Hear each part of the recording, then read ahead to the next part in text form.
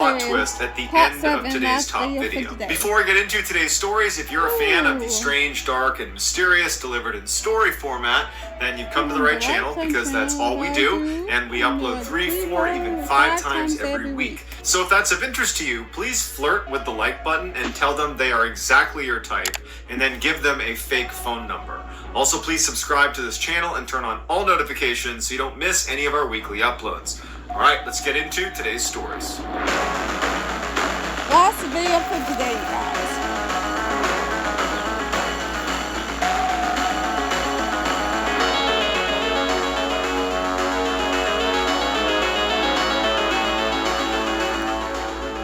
In July of 2017, Jerome Kennedy was laying in bed next to his wife, and his 10-month-old daughter was sleeping in her crib in the corner of their bedroom. And as he's laying there, he starts to hear what sounds like scuffling sounds above his ceiling.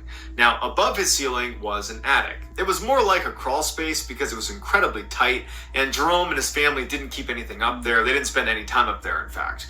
And so Jerome's laying here thinking, man, did an animal get up there? I mean, this is a pretty old apartment building. It's certainly possible that a squirrel or something could have crawled inside the attic, and that's what's making the sound. But eventually that night, the sound stopped and Jerome went to sleep. The next day, Jerome went up into the crawl space and there was nothing up there. But it's a pretty big space, and again, it's pretty difficult to maneuver around. So he thought, it is still possible that there could be an animal up here, but there wasn't any immediately obvious signs, and so he went back down and just hoped it would stop. A couple days go by and he hasn't heard anything in the attic, and then one night he wakes up to the sounds in the attic. And when he opens his eyes, there's a vent that sits at the top of the wall right in front of him that's actually over his daughter's crib, and he could have sworn he saw what looked like a flashlight coming from the attic. Immediately, he gets up and walks over and pulls the vent cover out, and he's looking into the attic, but it's not a good view. It's a curved vent, so at best, you're getting a little sliver of a view into the crawl space,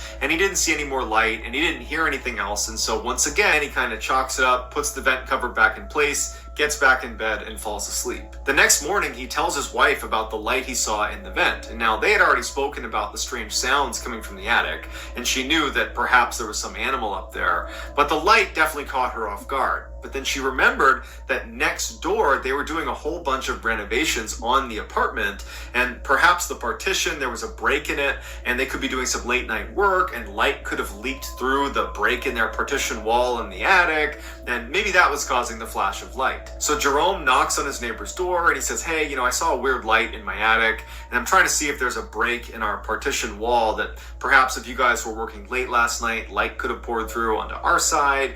Is that a possibility?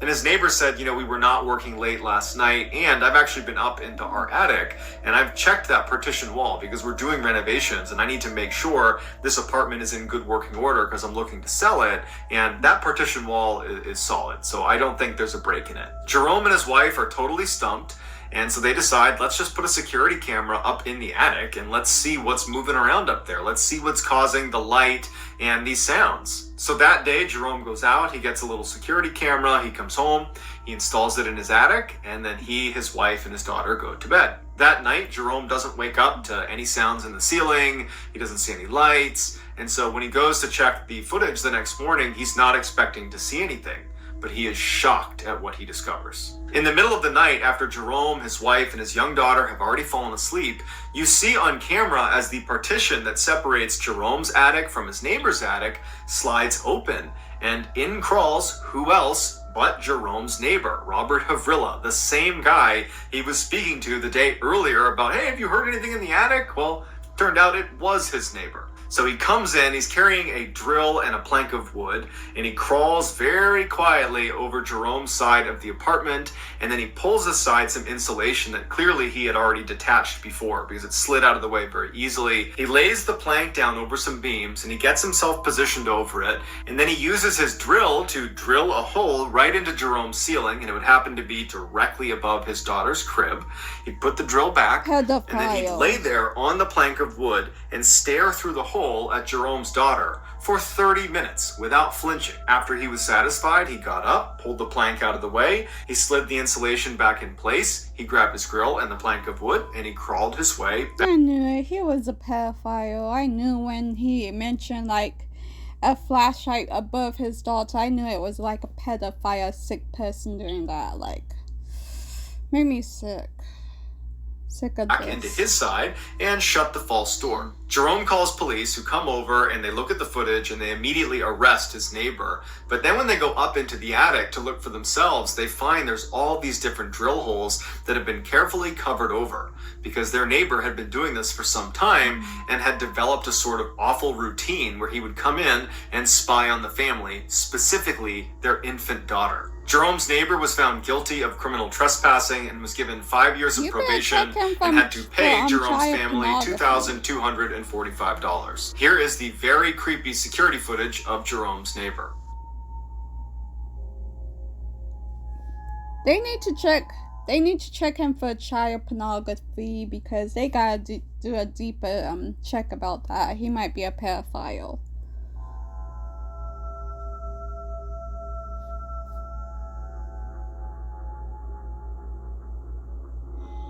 Sick. What just happened? Growing up, Colton Louder was a joy to be around. He was always goofing off and making people smile, and he had a really infectious laugh. But secretly, he was depressed and began self-medicating at a very young age. By the time he was 18, he was a full-fledged drug addict, and by the time he was 25, he was in jail on a life sentence for murdering his uncle over a drug-related dispute. Colton's actions had a profound impact on his family, but none more so than on his twin sister, Kaelyn. She had known about his pain even when he was putting on that facade of being happy and bubbly and outgoing, and she had reached out to him and tried to help him, but she could never get through to him, and when he was ultimately convicted, it was crushing to her. She felt like she couldn't help someone who was really vulnerable. But instead of just feeling bad about this, she took her sadness about her brother and watching him spiral and turned that into a laser focus on helping other vulnerable people that were struggling with addiction and depression to try to help them before they end up like her brother. And eventually she would get her degree in social work from Utah State. But despite Kaelyn's best intentions to want to help as many people as she could, she found it very difficult to find work in her field, and it wasn't uncommon for her to have fairly long stretches of unemployment. And it was during one of those long stretches in 2014 that Kaelyn's life rapidly fell apart, and it left everybody who knew her thinking, what just happened? On September 26, 2014, a little after 9 p.m., Kaelyn calls 911. She reported that there was this huge, brutal fight taking place in her condo's clubhouse. Basically, it was like a restaurant where you could rent it out in the first floor of this condo complex. And she said it was getting out of hand and police needed to come over here and stop it before someone got hurt. The police asked her if weapons were involved. Were people using weapons in this fight? And Kaelyn says yes. Guns. But when police rush to the scene, bracing for the worst, they discover that it's just a docile wedding reception happening inside of this clubhouse, and not one person in there reported any altercation happening.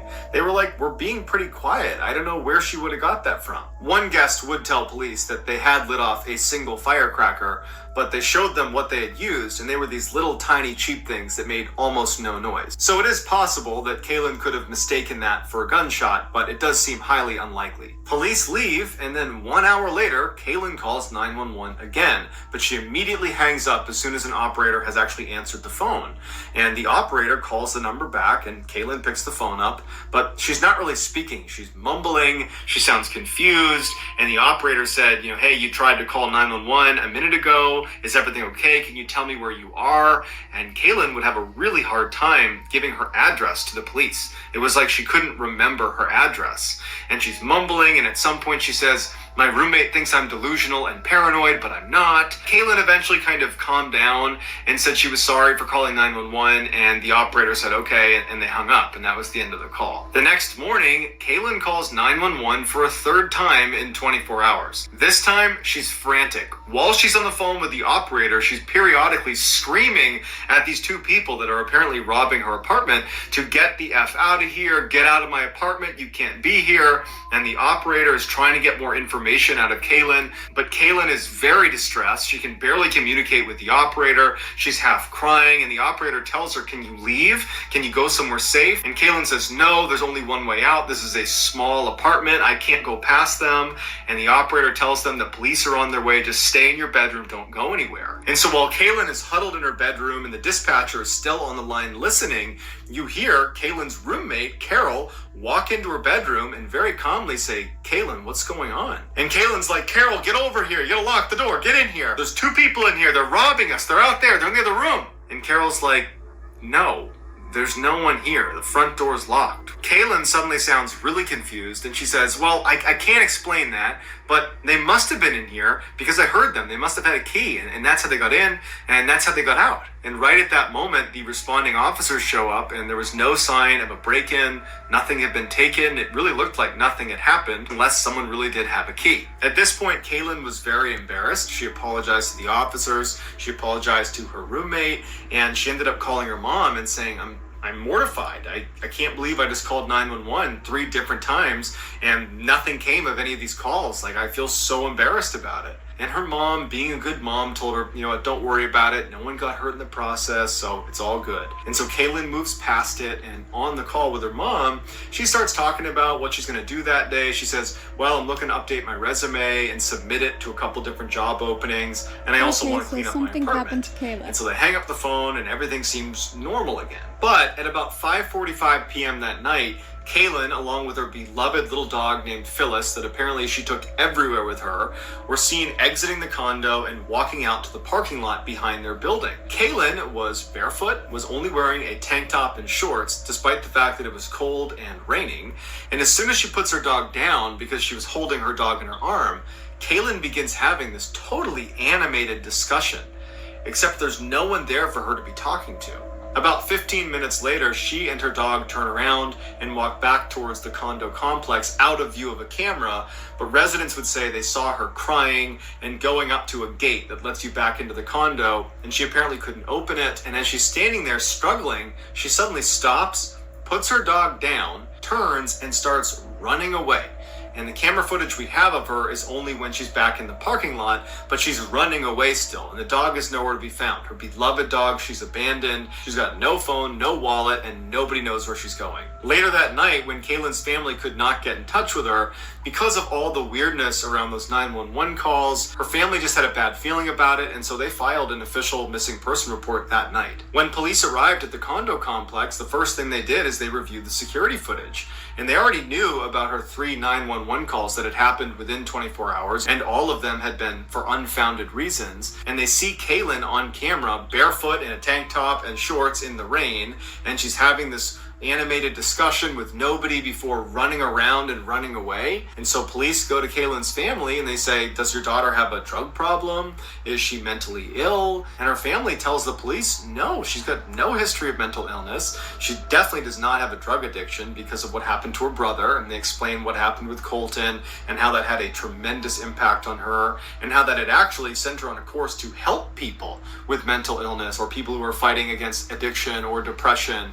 And they explained how she was just really well adjusted and everything seemed okay until these 911 calls started, and now this. So this huge search is launched between the police and volunteers, and actually the Louder family even hired some private investigators to help them look for Kaelyn.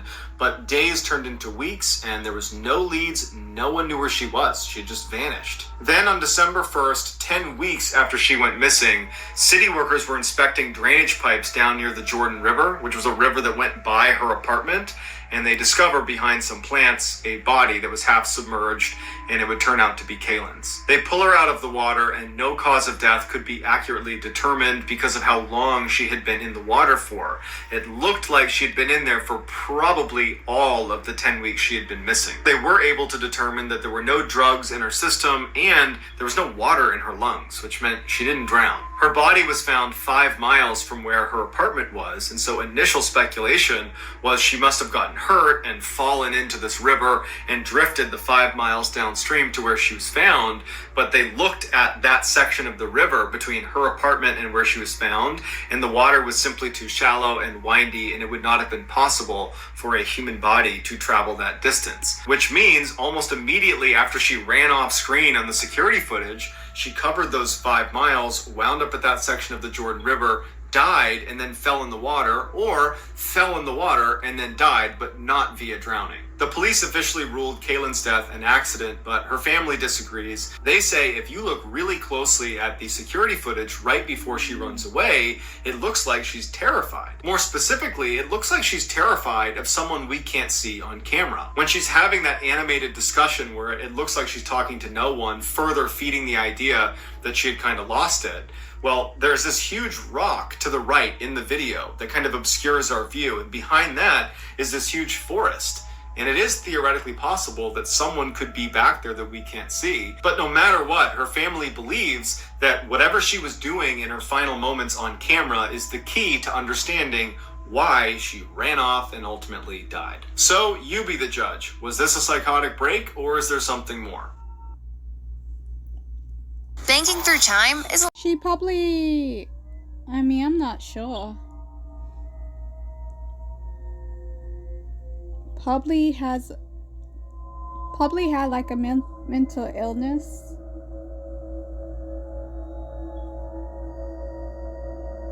Episode. I'm not sure about that. On June 20th, 2018, 15-year-old Lisandro Gomez Feliz, who went by Junior, was on summer break from school. He and his mother lived in a small... Oh, Junior. That's the thumbnail of Mr. Ballen video. Man, I'm so sad about what happened to Junior still. I knew about his case since this happened, like...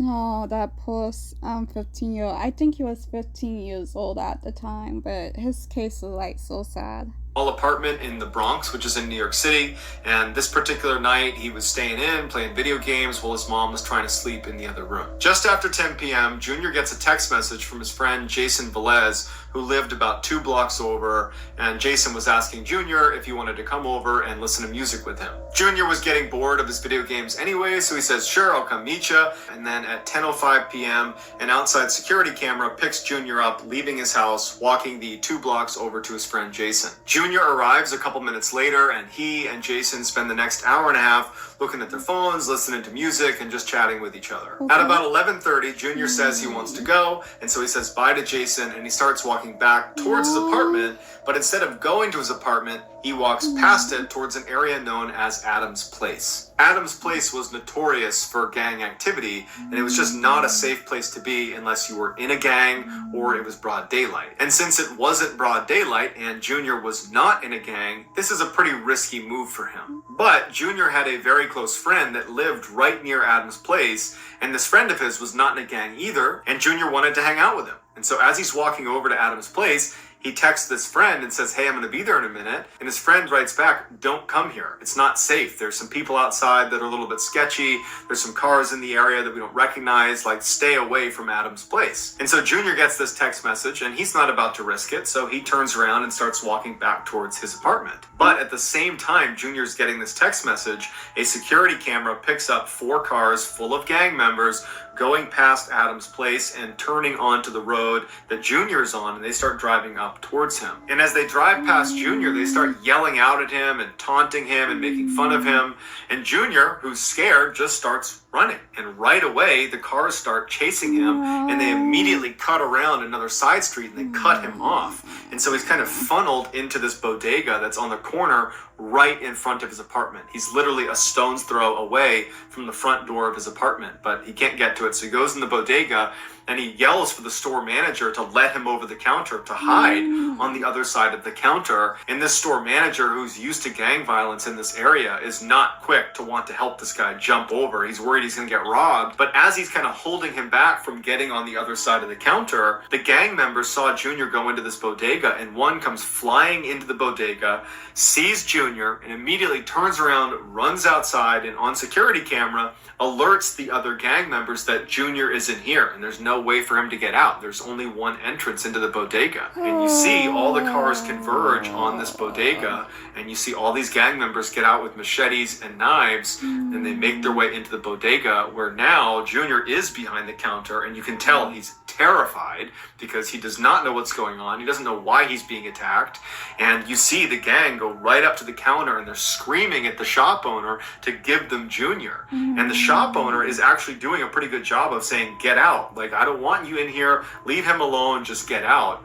But at some point, one of the more aggressive gang members just reaches across and grabs Junior and starts pulling him, and they all pile on and start beating on Junior. They beat him to the ground. They pull him painstakingly out of the store. Junior's grasping at everything he can. At one point, he grabs onto the ATM machine, and you can see fear in his face. He does not want to go outside, but they eventually yank him out into the streets, and they proceed to savagely stab and slash him with machetes and knives. After a flurry of attacks, the gang members all run away and get in cars and drive away, and Junior stands up, and he's a little bit dazed, and he runs back into the bodega, and now he's bleeding profusely, and he's yelling for help, help me, and everyone's telling him to get out of the store. No one wants to help him. He goes back out onto the road, and he's screaming, someone call 911, and no one's listening to him. People are just filming him, and with what little strength he had left, he just starts running towards St. Barnabas Hospital, which was about a block away, and he makes it all the way to the front of the hospital and then collapses, and he bleeds to death. The gang responsible for Junior's death was the Trinitarios, which is a Dominican gang that was born out of New York prisons, and over the past couple of years, their violence has skyrocketed. There have been numerous clashes between they and other gang members. Lots of people have been stabbed and attacked, just like Junior was. But Junior's death wound up being very unique. After his death, one of the leaders of the Trinitario gang posted to social media that the killing was actually an accident, that this was a case of mistaken identity. Apparently, someone had been disrespectful to a gang member's niece, and that night, those 4 cars were out there looking for him, and apparently they expected to find him near Adam's place, and he looked enough like Junior that they decided that's the guy, and Junior was just in the wrong place at the wrong time. The gang would apologize to Junior's family on social media and said they kicked the killers out of the gang, and the 5 people that were responsible for killing Junior were ultimately convicted of murder and given life sentences. Here is some of the footage of Junior running into the bodega, trying to save himself before ultimately being dragged out into the street and killed. R.I.P. Junior. Rest in peace, Junior. So sorry, Junior.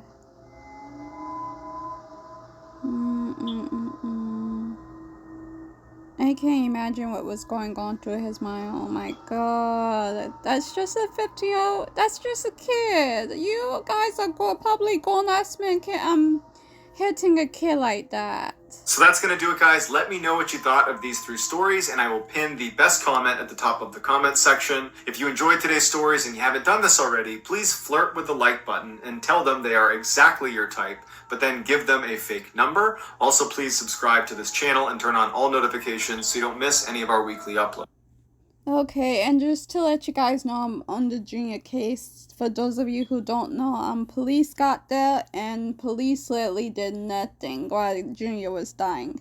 People were yelling out at the cops to like, help Junior, he's bleeding pretty bad, like, help Junior. People keep yelling at the police, but the police didn't do nothing. Like, I think they sat there for like another hour before Junior sadly passed away, but oh my god, Junior. R.I.P. Junior, seriously, R.I.P. to all these people that passed away. Like, who? The last one, of course, disturbs me the most because Junior, I knew, I don't know Junior, but I knew about Junior case since 2018, right when it happened. Like,